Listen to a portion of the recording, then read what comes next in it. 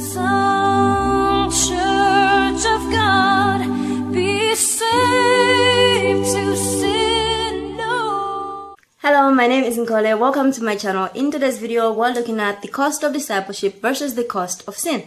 If you're interested, please keep watching. So let's read Luke chapter 14 verses 26 to 33, and the Bible says, "If anyone comes to me and does not hate his father and mother, wife and children, brothers and sisters, yes, and his own life also, he cannot be my disciple. And whoever does not bear his cross and come after me cannot be my disciple. For which of you, intending to build a tower, does not sit down first and count the cost, whether he has enough to finish it?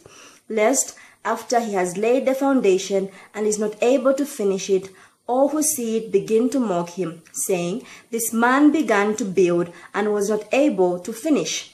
Or what king, going to make war against another king, does not sit down first and consider whether he is able with 10,000 to meet him who comes against him with 20,000? Or else, while the other is still a great way off, he sends a delegation and asks conditions of peace. So likewise, whoever of you does not forsake all that he has cannot be my disciple." So what Jesus is saying is that to be his disciple, there is going to be a cost. It might cost you your friends. It might cost you listening to whichever kind of music you want to listen to. It might cost you your ability to dress however you want to dress. But if you really want to be a disciple of Christ, you must be ready to bear the cost.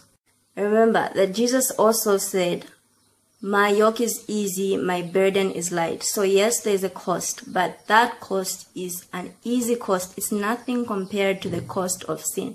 Remember, the wages of sin is death. So you just can't say because there's a cost to being a disciple of Christ, you might as well just sin, because you still have to bear the cost of sin. And the cost of sin is much more unbearable than the cost of being a disciple of Christ. Now, there is something that we need to understand about sin, and that is that sin belongs to Satan. Now, when you sin, you take something away from Satan, and Satan cannot allow you to take something without paying for it. You might have to pay with your freedom, like people going to jail, for example. They paid for that sin with their freedom. Sometimes people have to stay in relationships where they don't want to be just because they feel obligated to be in that relationship because of the sexual immorality.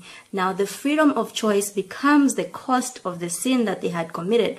But the good news is, if you've committed sin, Jesus Christ can pay the debt for you.